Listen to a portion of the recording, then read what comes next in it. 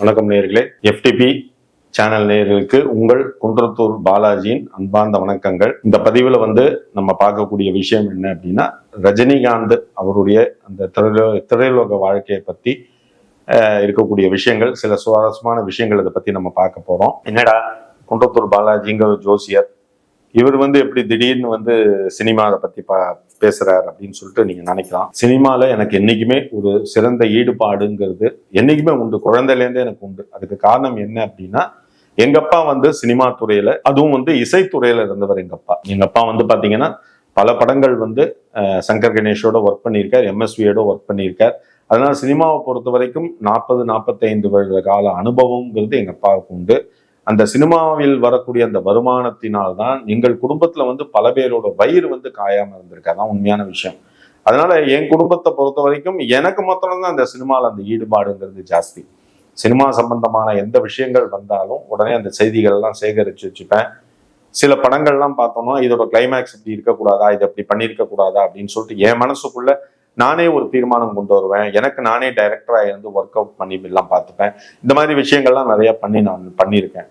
அது தவிர எனக்கு சினிமாலையும் கொஞ்சம் நடிக்கணுங்கிற அந்த ஈடுபாடும் உண்டு. அதுக்கு உண்டான சந்தர்ப்பம் கிடைக்கல, அது வேற விஷயம். இப்போ இந்த சினிமாவை பொறுத்த வரைக்கும் இப்போ இந்த பதிவுல நம்ம பார்க்கக்கூடிய விஷயம் என்ன அப்படின்னா, ரஜினிகாந்த் அப்படின்னாலே நம்ம சொல்ல வேண்டிய அவசியமே கிடையாது, எல்லாருக்குமே தெரியும்.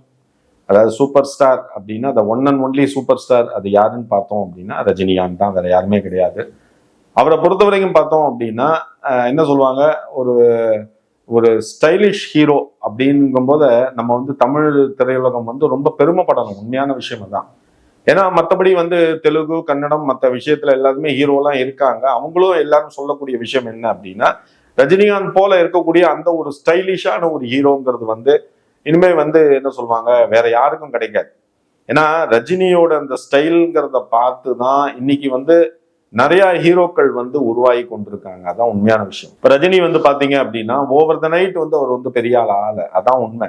இன்னைக்கு அவர் இருக்கக்கூடிய அந்த இடம், அந்த சூப்பர் ஸ்டாருங்கிற அந்த பதவி, அந்த பொசிஷனை யாரும் அசைச்சு பார்க்க முடியல. அதுக்கு காரணம் என்ன அப்படின்னா, அவர் வந்த பாதைகள், பட்ட வலிகள்ங்கிறது ஜாஸ்தி. ரஜினிகாந்தை பொறுத்த வரைக்கும் பாத்தீங்க அப்படின்னா அவர் கர்நாடக மாநிலத்துல இருந்திருக்கிறது. அவர் பாத்தீங்கன்னா பஸ் கண்டக்டரா ஒர்க் பண்ணிட்டு இருக்கும் போது அவரோட பயோகிராஃபி எல்லாருமே படிச்சிருப்பீங்க. இருந்தாலும் சின்ன விஷயங்கள் சொல்றேன், அவ்வளவுதான். அப்போ பாலச்சந்தர் அவரை பார்த்துட்டு அவருடைய அந்த ஸ்டைல், நம்ம பஸ்ல அவர் ஏறக்கூடிய ஸ்டைலு, தலையை கோதி விடக்கூடிய ஸ்டைல், இதெல்லாம் பார்த்துட்டு பாலச்சந்தர் ரொம்ப அட்மையர் ஆகி அவரை நீங்க சினிமாவுக்கு வாங்கன்னு சொல்லிட்டு கூப்பிட்டு எல்லாம் பண்ணியிருக்காரு, கார்டெல்லாம் கொடுத்துட்டு வந்திருக்கார். அதுக்கப்புறம் அவர் அந்த சினிமா ஆர்வத்தினால் ரஜினிகாந்த் சென்னைக்கு வந்ததுக்கு அப்புறம் பாலச்சந்தரோட ஆபீஸ் உங்களுக்கு தான் தெரியும், இங்க மயிலாப்பூர்ல இருக்கு பாலச்சந்தரோட ஆபீஸ். பாலச்சந்தரோட ஆபீஸ்ல ரஜினிகாந்த் நடையா நடந்திருக்காரு அவரை பாக்குறதுக்காக. அப்ப பாலச்சந்திர அவரால் பார்க்க முடியல அவ்வளவு சீக்கிரம். ஏன்னா அவர் ஒரு பெரிய ரெகக்னைஸ்டு டைரக்டர். பாலச்சந்திர பொறுத்த வரைக்கும் அந்த காலத்துல இருந்து பாத்தீங்கன்னா பாலச்சந்தருக்குன்னு ஒரு தனி மரியாதை, மதிப்பு இருக்கு. அவருடைய படங்களுக்குன்னு ஒரு நல்ல வரவேற்பு எல்லாமே இருக்கு. அப்போ பாலச்சந்திர அவர் பார்க்கக்கூடிய காலகட்டத்துல பாத்தீங்க அப்படின்னா, அதாவது பாலச்சந்தரோட அசிஸ்டன்ட் சொல்லக்கூடிய அனந்து, அவர் பாத்தீங்க அப்படின்னா இப்போ அவர் உயிரோட இல்ல. அனந்துன்னு சொல்லிட்டு பாலச்சந்தரோட ரைட் ஹேண்டுன்னே சொல்லலாம். உண்மையான விஷயம் அதான். அவர் பாத்தீங்க அப்படின்னா அனந்து சார் மெஜரா காலேஜ் மதுரையில பாத்தீங்கன்னா அவர் கோல்டு மெடலிஸ்ட். அவரும் பாலச்சந்தர் சாரும் ரெண்டு பேரும் ஏஜிஎஸ் ஆபீஸ்ல ஒர்க் பண்ணியிருந்தாங்க, கவர்மெண்ட் ஆபீஸ்ல. அவங்க ரெண்டு பேரும் ஒர்க் பண்ணும் போது அவங்க ரெண்டு பேரும் உட்கார்ந்து பேசக்கூடிய அந்த தருணத்துல, காலகட்டத்துல அவங்க தீர்மானம் பண்ணி சினிமா ஏன் நம்ம வரக்கூடாது, நம்ம ஏன் சினிமால ஒரு அங்கத்தினரா வரக்கூடாதுன்னு அவங்க யோசிச்சு அவங்க அங்க சின்ன சின்ன டிராமாவெல்லாம் அரங்கேற்றம் பண்ணியிருக்காங்க. அந்த டிராமாவோட அந்த பிரதிபலிப்பு தான் பார்த்தோம் அப்படின்னா பாலச்சந்தரோட ஆரம்ப காலகட்ட படங்கள் எல்லாமே. அப்போ அனந்து சாருங்கிறவர் பாலச்சந்தரை பொறுத்த வரைக்கும் ரைட் ஹேண்ட் மாதிரி.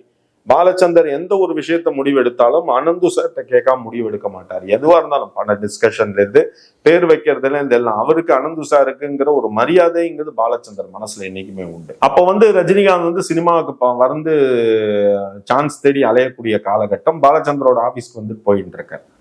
அப்ப போயிட்டு வந்துட்டு இருக்கும் போது ரஜினிகாந்த் யாருமே ரெகக்னைஸ் பண்ணல, யாருமே கண்டுக்கவே இல்லை அவரை. ரஜினிகாந்த் திங்கக்கிழமை வரார், செவ்வாய்க்கிழமை வரார், புதன்கிழமை வரார், வியாழக்கிழமை வரார், ஒத்தனும் கண்டுக்கல. இன்னைக்கு பாலச்சந்தர் இல்ல சார், வெளில போயிருக்காரு, நாளைக்கு பாருங்க, நாளைக்கு பாருங்க, அனுப்பிச்சு விட்டுட்டே இருக்காங்க. ஆனா இதை வந்து இந்த பாலச்சந்தரோட அனந்துன்னு சொல்லக்கூடிய அவரோட பாலச்சந்தரோட அசிஸ்டன்ட் அனந்து சார் வந்து இதை நோட் பண்ணியிருக்காரு. நோட் பண்ணிட்டு அவங்களோட அசிஸ்டண்ட்டை கூப்பிட்டு கேட்டிருக்காரு, அந்த பையன் வந்துட்டு போயிட்டு இருக்கானே எதுக்கு வரான்னு சொல்லிட்டு கேட்டதுக்கு அவங்க சொல்லியிருக்காங்க, பாலச்சந்தர் சார் வந்து இவரை பார்த்துட்டு சினிமாவில் நடிக்க சான்ஸ் தரேன் வான்னு சொல்லியிருக்காரு, சென்னைக்கு வந்திருக்காரு, வந்துட்டு போயிட்டு இருக்காரு அப்படின்னு சொல்லிட்டு இருக்காரு. அப்போ அனந்துங்கிறவர் வந்து அவரை கூப்பிட்டு சொன்னாங்க, ஐயப்பா அந்த பையன் வந்து வேற பேங்க் கர்நாடகா மாநிலத்துல வந்திருக்கான், அவன் நம்ம தமிழ்நாட்டை நம்பி வந்திருக்கான், இங்க வந்த ஒருத்தவனுக்கு வந்து நம்ம வந்து அவன் எங்க தங்கியிருக்கான், அவன் எப்படி சாப்பிட்றான், என்ன பண்ணினா ஏதாவது கேட்டீங்களா அப்படின்னு சொல்லிட்டு அனந்து சார் கேட்டிருக்காரு. ஏன்னா அனந்து சார் நோட்டீஸ் பண்ணின விஷயம் என்ன அப்படின்னா, 4-5 நாள் வந்து ரஜினிகாந்த் வந்து ஸ்டுடியோ இதுக்கு அவரோட ஆபீஸ் பாலச்சந்தர் ஆபீஸ்க்கு வந்துட்டு போயிட்டு இருக்கான், ஒரே பேண்ட் சட்டையில தான் வந்துட்டு போயிட்டு இருக்காரு. அப்போ என்ன அர்த்தம்னா அடுத்த பேண்ட் சட்டு வாங்கறதுக்கு அவர் கையில காசு இல்லையா என்ன எதுன்னு தெரியல. இந்த பாலச்சந்தர் சாரோட அசிஸ்டன்ட் அனந்து நோட் பண்ணிட்டு உடனே வந்து அவரோட டெய்லரை வர சொல்லி, கம்பெனி டெய்லரை வர சொல்லி, ரஜினிகாந்த் வந்த உடனே அவருக்கு பேண்ட் செட்டை அளவு எடுத்து அவருடைய சொந்த காசுல 3 செட்டு வந்து ரஜினிகாந்துக்கு வாங்கி தர சொல்லியிருக்காரு. இது வந்து ரஜினிகாந்துக்கு எப்ப தெரியும் அப்படின்னா பல வருஷங்களுக்கு அப்புறம் தான் தெரியும் இந்த மாதிரி விஷயங்கள் பண்ணினது வந்து அனந்து சார் சொல்லிட்டார். ரஜினிகாந்த் நடிச்ச அண்ணாமலை அந்த படத்தோட டைட்டில் செலக்ட் பண்ணினவர் யாருன்னு பார்த்தோம்னா அவர் பாலச்சந்தர் சாரோட அசிஸ்டன்ட் வந்து அனந்து சார் தான். அதை தவிர அந்த படத்தோட டைரக்டர் முதல்ல வந்து அண்ணாமலையில யாரை போடதா இருந்ததுன்னா வசந்த் சாரை போடதா இருந்தது டைரக்டர். ஆனா வசந்த் சாரை போட வேண்டாம், சுரேல் கிருஷ்ணாவை போட்டா படம் இன்னும் நல்லா வரும், ரஜினிக்கு ஏத்த டெம்பர்மெண்ட் சுரேல் கிருஷ்ணா தான் அப்படின்னு சொல்லிட்டு பண்ணக்கூடிய விஷயங்கள் எல்லாமே. அது வந்து பாத்தீங்கன்னா பாலச்சந்தருக்குன்னு ஒரு தனி, அந்த டீமுக்குன்னு ஒரு தனி ரெகக்னைசேஷன் இருக்கு. இப்ப நீங்க ஒண்ணும் இல்லை, ரஜினிகாந்தோட படத்துல நீங்க பார்த்துருந்தீங்கன்னா அந்த அண்ணாமலை அதாவது ஸ்டைல் அப்படிங்கறத வந்து பாலச்சந்தர் வந்து ரஜினிகாந்துக்கு வந்து ஆணித்தனமா பதிய வச்சார். ரஜினிகாந்தை கூப்பிட்டு ஒரு டிஸ்கஷன்ல சொல்லும் போத யாரு என்ன சொன்னாலும் உன் ஸ்டைல்ல இருந்து நீ காம்ப்ரமைஸ் பண்ணாத. ரஜினிகாந்தோட ஆரம்ப காலகட்ட படங்கள்லாம் நீங்க பாருங்களேன், பார்க்கும்போது இந்த 3 முடிச்சு இந்த மாதிரி விஷயங்கள்லாம் ரஜினிகாந்தோட படங்கள்லாம் பார்க்கும் போதுன்னா அதுல ரஜினிகாந்த் பண்ணக்கூடிய அந்த ஸ்டைல்லாம் பாத்தீங்க அப்படின்னா பாலச்சந்தர் என்கரேஜ் பண்ண வச்ச ஸ்டைல் தான் வந்து ஜாஸ்தி. கூப்பிடுவாரான் ரஜினியை கூப்பிட்டு சொல்லுவாரான், உன்னை பஸ்ல பார்க்கும்போது சிகரெட் தூக்கி போட்டு வாயில பிடிப்ப, அப்படியே சிகரெட்டை வாய்க்குள்ளேயே சுத்துவ, எல்லாம் பண்ணுவேன், இப்ப அதெல்லாம் பண்ண மாட்டேங்கிற, அதெல்லாம் பண்ணியா டைலாக் பாட்டு ஓடிட்டு இருக்கணும், நீ பாட்டு பண்ணு அப்படிம்பாரா. எதுக்கு சொல்றேன்னா அந்த ஃப்ரீடம்னு ஒரு டைரக்டர் கொடுக்கணும், அதான் உண்மையான விஷயம். அந்த மாதிரி ரஜினிக்குன்னு உன்னை பொறுத்த வரைக்கும் சிவாஜி நடிப்புல பெரிய ஆளா இருக்கான், எம்ஜிஆர் சண்டையில பெரிய ஆளா இருக்கான். ரஜினிகாந்த் அப்படின்னா நீ ஒரு ஸ்டைல், உன்னோட ஒரிஜினாலிட்டி ஸ்டைல் தான், அதை நீ ஃபாலோ பண்ணு அப்படின்னு சொல்லிட்டு பாலச்சந்தர் ஆணித்தனமா சொன்ன விஷயங்கள் இதெல்லாம். அதை ரஜினி ஃபாலோ பண்ணின்னு வந்ததுதான். அதே மாதிரி அண்ணாமலை படத்துல நீங்க பாத்தீங்கன்னா அந்த டைலாக்ல ரஜினி சொல்லுவார், சரத்பாபுவை பார்த்து சொல்லுவார், அசோக் நீ வந்து பணத்திமுறனால என்னோட வீட்டை இடிச்சுட்ட, என்னை நடுத்தருவுக்கு கொண்டு வந்துட்ட, உன் டைரியில உன் கேலண்டர்ல குறிச்சு வச்சுக்கோ, இதே நாள் நீ எப்படி என்னை அழிச்சு நடுத்தருல கொண்டு வந்து நிறுத்தினியோ அதே மாதிரி ஒன்ன நான் வந்து அழிச்சு நடுத்தருவுல கொண்டு வந்து வைக்கல அப்படின்னா என் பேர் வந்து அண்ணாமலை கிடையாது அப்படின்னு சொல்லிட்டு போற மாதிரி தான் ஷாட். அப்படிதான் சொன்ன ஷாட்டு. சுரேஷ் கிருஷ்ணா கூட அவனோட ஒய்ஃப் எல்லாருமே கூட இருக்காங்க. ஆனா ரஜினிகாந்துக்கு சொல்றேன், அந்த பிளட்லயே ஊறின விஷயம் அந்த ஸ்டைல். ரஜினிகாந்த் அதே மாதிரி இந்த டைலாக பேசுறார். பேசும்போத இதே நாள் உன் டைரியில குறிச்சு வச்சுக்கோ, என்ன நீ எப்படி நடுத்தருல நிக்க வச்சோ அதே மாதிரி நான் உன்னை நடுத்தருல நிக்க வைக்கல அப்படின்னா என் பேரு மலை இல்லடா அப்படின்னு சொல்லிட்டு தொடையில அப்படி தட்டி விட்டு திரும்புவார் ரஜினி. அந்த ஷார்ட் கேமரா ஓடிட்டு இருக்கு, எல்லாரும் பார்த்துட்டு இருக்காங்க, யாரும் கட் சொல்லவே இல்லை. இந்த ஷார்ட் முடிஞ்ச ரஜினி திரும்பி அப்படி போனதுக்கு அப்புறம் கட்டுன்னு சொல்லிட்டு அடுத்த வார்த்தை சொல்லி முடிச்சோன்னு சுரேஷ் நான் ஓடி வந்து ரஜினியை கட்டின்ட்டு சொன்னாராம், எப்படி நீ அந்த இடத்துல பண்ணின, தொடைய தட்டி அந்த ஷார்ட் நீ பண்ணின அப்படி. ரஜினி சொன்னாரா, எனக்கு தெரியல, எனக்கு ஆட்டோமேட்டிக்கா வந்தது. இதுதான் சார் ரஜினிகாந்த். அதாவது style, the meaning of style, the encyclopedia of style யாருன்னு பார்த்தோம்னா அது வந்து ஒன் அண்ட் ஒன்லி ரஜினி தான். அதை வந்து ஆணித்தனமா சொல்லலாம். ஏன்னா ரஜினி வந்து பாத்தீங்கன்னா பட்ட கஷ்டங்கள் அப்படி, பட்ட வலிகள் அந்த மாதிரி. நீங்க முள்ளும் மலரும்னு ஒரு படம் பார்த்திருப்பீங்க, மகேந்திரன் சார் பண்ணின படம். அந்த படத்துல வந்து ரஜினி ஆரம்ப காலத்துல கஷ்டப்பட்டு அப்பதான் ஹீரோ சான்ஸ் வந்து ஹீரோ லெவல்ல வந்து முன்னேறிட்டு வரக்கூடிய சமயம். அப்ப வந்து மகேந்திரன் வந்து முள்ளு மலரும் அந்த படத்தை எடுக்கிறார். அதோட கான்செப்ட் என்ன, அந்த படத்தோட கருத்து, அந்த கதை என்னன்னு பார்த்தோம்னா அண்ணன் தங்கச்சியை பேஸ் பண்ணி வைக்கக்கூடிய கதை. காளிங்கிற கேரக்டர் வந்து ரஜினிகாந்தோட கேரக்டர். இந்த காளிங்கிற கேரக்டர் வந்து அடமெண்டான கேரக்டர், திமிரு பிடிச்ச கேரக்டர். அப்படிங்கிறதுனால ரஜினிக்கு மேக்கப் எல்லாம் கிடையாது. அந்த படத்துல நீங்க ரஜினியை பாருங்க, மேக்கப்பே கிடையாது ரஜினிக்கு. ரஜினி ஆஸ் யூஷுவல் எப்படி இருக்காரோ அதே மாதிரிதான் இருப்பாரு. அதே மாதிரி ராமே ஆண்டாலும் ராமணன் ஆண்டாலும் ஒரு பாட்டு வரும். இந்த பாட்டுல பாத்தீங்கன்னா ரஜினிக்கு சுத்தமா மேக்கப்பே கிடையாது, டான்ஸ் கோரியோகிராஃபும் கிடையாது. உன் இஷ்டம் போல ஆடுன்னு சொல்லிட்டாரு மகேந்திரன். அதுக்கு காரணம் என்னன்னா அந்த ஒரிஜினாலிட்டி ரியாலிட்டி இருக்கணும்னு சொல்லிட்டு அந்த முள்ளும் மலரும் படம் பாத்தீங்கன்னா அந்த படத்தோட ப்ரொடியூசர் வந்து மகேந்திரனை காரி துப்பினாராம். காரணம் ஏன்னா இவனை எப்படி நீ ஹீரோவா போட்ட ரஜினிகாந்த், இவனை எப்படி நீ ஹீரோவா போட்ட, கூட சந்திரபாபு நடிச்சுட்டு இருக்கான், அவனை நீ செகண்ட் ஹீரோவா போட்டிருக்க, அவனை நீ ஃபர்ஸ்ட் ஹீரோவா போட்டுட்டு இவனை நீ சைடு ஹீரோவா போட்டிருக்கலாம்ல. படத்துல இவனை பேஸ் பண்ணி எப்படியா நீ கதையை வச்ச, இந்த படத்தை எவன் பார்க்க வருவான். எவ்வளவு ஒரு நெகட்டிவ் கமெண்ட்ஸ், எவ்வளவு ஒரு நெகட்டிவான தாட்ஸ் எல்லாமே வந்து அந்த ப்ரொடியூசரோட மனசுல இருந்திருக்குன்னு பாருங்க. அப்போ மகேந்திரன் சொன்ன ஒரே ஒரு விஷயம் என்ன தெரியுங்களா, இதுதான் சார் டைரக்டரோட கான்பிடன்ஸ் சொல்லணும். இந்த காளிங்கிற கேரக்டருக்கு ஏத்த ஒரே நடிகன் ரஜினி, இவன் மாத்திரம் தான், வேற யாரும் கிடையாது. நீ ப்ரொடியூசரா பணம் கொடுக்கலன்னா வெளியில போய்க்கோ, நான் வேற ஆளை வச்சு படம் எடுத்துக்கிறேன். ஆனா இந்த படத்தோட ஹீரோ வந்து இவன் தான்.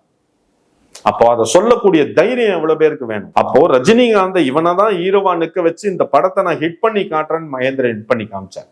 ஃபர்ஸ்ட் 2 வாரம் தியேட்டர்ல யாரும் கிடையாது, ரஜினிகாந்த் மகேந்திரன் கூட அசிஸ்டன்ட் 2 பேர் நின்றுட்டு இருக்காங்க, அவ்வளவுதான். படத்துக்கு யாருமே பார்க்க வரல, ஏன்னா விளம்பரம் பண்ணதுக்கு காசு கிடையாது மகேந்திரன் கையில. அப்புறம் அவங்கள்ட்ட இருக்க நகைகள்லாம் கொஞ்சம் கொஞ்சமா வித்து விளம்பரம் பண்ணி அந்த படத்தை பாத்தீங்கன்னா சில்வர் ஜூப்ளி படமா ஆக்கினாங்க. மக்கள் அதுக்கப்புறம் ரெகக்னைஸ் பண்ணி வரவேற்பு கொடுத்து அந்த படத்தை பெரிய படம் ஆக்கினாங்க.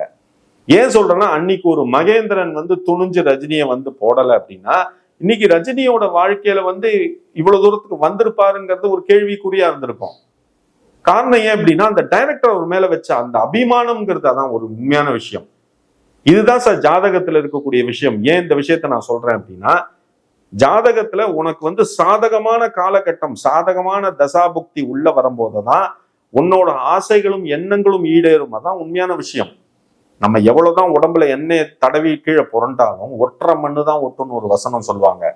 அதுக்கு காரணம் என்ன அப்படின்னா, நம்ம என்னதான் வந்து நமக்கு வக்ரமான காலகட்டத்துல எவ்வளவு முயற்சிகள் பண்ணினாலும் வெளியில வரவே வராது. அதே சாதகமான காலகட்டமும் நேரமும் உன்னோட ஜாதகத்துல கட்டத்துல இருக்கு அப்படின்னா டெஃபினட்டா எழுதி வச்சுக்கோ, உன்னோட முயற்சி முன்னேற்றத்தை யாரும் தடுக்க முடியாது. அதுக்கு எக்ஸாம்பிள் வந்து நம்ம ரஜினியா சொல்லலாம், காரணமா சொல்லலாம். ஏன்னா ரஜினி வந்து பாத்தீங்கன்னா இவ்வளவு ஒரு பாப்புலர் சினிமால வந்து ரஜினிகாந்துக்கு இப்ப இருக்கக்கூடிய இடம் வந்து சூப்பர் ஸ்டாருங்கிறது அவ்வளவு சீக்கிரம் கிடையாது. வேர்ல்டு உலகம் எங்கும் ஒரு ரஜினிகாந்த் பத்தி எல்லாருக்கும் தெரியும். இவ்வளவு ஒரு பெரிய அங்கீகாரம் ஒருத்தருக்கு கிடைச்சிருக்குன்னா நிச்சயமா அவரோட ஜாதகத்துல இருக்கக்கூடிய கிரகங்கள் வலிமையா இருக்குன்னு தானே அர்த்தம். அதுல வந்து நம்ம எந்த ஒரு மாற்று கருத்தும் கிடையாது. எல்லாரும் முயற்சி பண்றான் சார், நானும் முயற்சி பண்றேன், நீங்களும் முயற்சி பண்றீங்க சார். உங்க முயற்சி என் முயற்சிலாம் வந்து சக்சஸ்ஃபுல்லா இருந்தா, இங்கதான் விஷயம், இங்கதான் கட்டங்கள், இங்கதான் ஜாதகம், இங்கதான் கிரகங்களோட தன்மை நிக்கிறது. வெளியில சொல்லிக்கலாம், பேசுறவன் பேசிக்கலாம், ஜாதகம் ஒண்ணும் கிடையாது, முயற்சி இருந்தா பெரிய ஆளாம், பண்ணிப்பாரு, முயற்சி பண்ணிப்பாரு, வந்துருவியா, வெறும் முயற்சி வச்சுன்னு வந்துருவியா நீ? கட்டங்கள் சாதகமாகணும், உன்னோட தசாபுக்தி நல்லா இருந்தாதான் உன்னை தூக்கி நிறுத்தும் மேல. முதல்ல அதை புரிஞ்சுக்கோ. குட் நைட் சொல்லிட்டு படுத்துக்கிற, காத்தால குட் மார்னிங் சொல்றதுக்கு நீ இருப்பியா இல்லையாங்கிறதே நம்ம கையில கிடையாது, அதுவே கிரகங்கள் கையில தான் இருக்கு. அப்படிங்கும் போத நம்ம இதெல்லாம் பத்தி பேசி பிரயோஜனமே கிடையாது. அதனால ஒரு தீர்மானமா வச்சுக்கோ, உனக்கு நம்பிக்கை இல்லைன்னா கம்முன்னு விட்டுறணும், அதை பத்தி நம்ம ஆர்கியூ பண்ணக்கூடாது. அதான் உண்மையான விஷயம். நான் எல்லாருக்கும் சொல்லக்கூடிய விஷயம் அப்படின்னா, ஜோதிடம் கிடையாது, ஜாதகம் போய் அப்படின்னு சொல்றவங்களாம் சொல்ற ஒரே ஒரு விஷயமா தான், உன் ஜாதகத்தை கொண்டு போய் ஜாதகத்தை காட்டியா அவன் அந்த வண்டவாளத்தை கிழிகையும் கிழிப்பான். அதான் நான் சொல்லக்கூடிய விஷயம், வேற எதுவுமே கிடையாது. ஓகேங்களா? அதனால என்னடா ஜோசியர் பி ரொம்ப ஹார்ஷா பேசுறாருன்னு நினைச்சுக்காதீங்க. சொல்றேன், ஏன்னா சில விஷயங்கள் நானும் மனுஷன் தானே, சொல்லுங்க. அப்படி இருக்கும்போது நம்ம சில விஷயங்கள் நம்பிதான் ஆகணும். இப்ப ரஜினிகாந்தோட ஜாதகத்தை வந்து நிச்சயமா பாத்தீங்கன்னா அவர் ஜாதகத்துல இருக்கக்கூடிய அந்த ஹைலைட்ஸ் தான் இன்னைக்கு வந்து அவரை பெரிய சூப்பர் ஸ்டார் ஆகியிருக்கு, இன்னைக்கு ஒரு பெரிய பொசிஷன்ல உட்காத்தி வச்சிருக்காரு. அது வந்து மறுக்க முடியாத உண்மை, எல்லாருக்குமே தெரியும். இன்னைக்கு ரஜினிகாந்த் படம் ஒன்று ரிலீஸ் ஆச்சு அப்படின்னா முதல்ல ப்ரொடியூசர் நினைக்கக்கூடிய விஷயம் என்னன்னா எவ்வளவு கோடி டச் ஆகும் தான். அப்படிதான் எல்லாரோட மத்தியிலையும் ரஜினிகாந்த் இருக்கக்கூடிய விஷயம். அப்படிங்கும்போது அன்னைக்கு காலகட்டத்துல ரஜினி பட்ட கஷ்டங்கள் எல்லாமே அவருடைய ஜாதகத்துல இருக்கக்கூடிய அந்த கிரகங்களோட தன்மைகள் தான். முதல்ல எல்லாருமே தெரிஞ்சுக்கணும். இந்த பதிவு உங்களுக்கு ரொம்ப பிடிச்சிருக்கும்னு நினைக்கிறேன். இந்த பதிவை வந்து பொறுமையா பார்த்ததுக்கு ரொம்ப சந்தோஷம். இதுல இருக்கக்கூடிய விஷயங்கள் உங்களுக்கு ரொம்ப பிடிச்சிருந்தது அப்படின்னா தயவுசெய்து உங்களோட ஃப்ரெண்ட்ஸ் ரிலேட்டிவ் ஷேர் பண்ணுங்க, அவங்களும் அதை பார்த்து என்ஜாய் பண்ணட்டும். அது தவிர ஜாதகத்துல உங்களுக்கு என்ன சந்தேகம் இருந்தாலும் நீங்க வந்து என்னோட வாட்ஸ்அப் மொபைல் நம்பர் 9884277263 அதை கான்டாக்ட் பண்ணுங்க. உங்களுக்கு ஜாதகத்துல என்ன சந்தேகம் இருந்தாலும் நல்லபடியா கிளியர் பண்ணி வைக்கிறேன். நேர்களே, பொறுமையா பார்த்ததுக்கு நன்றி, வணக்கங்கள், சந்தோஷங்கள்.